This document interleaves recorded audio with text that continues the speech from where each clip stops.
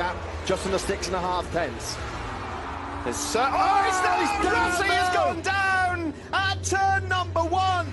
Unbelievable. Rossi was leading by 0.6 of a second, and the doctor goes down. The crowd are on their feet in front of our commentary box position. They cannot believe it. Groans all around the Sepang International Circuit. We've been robbed of a grandstand finish here in Malaysia by that massive moment. Valentino Rossi.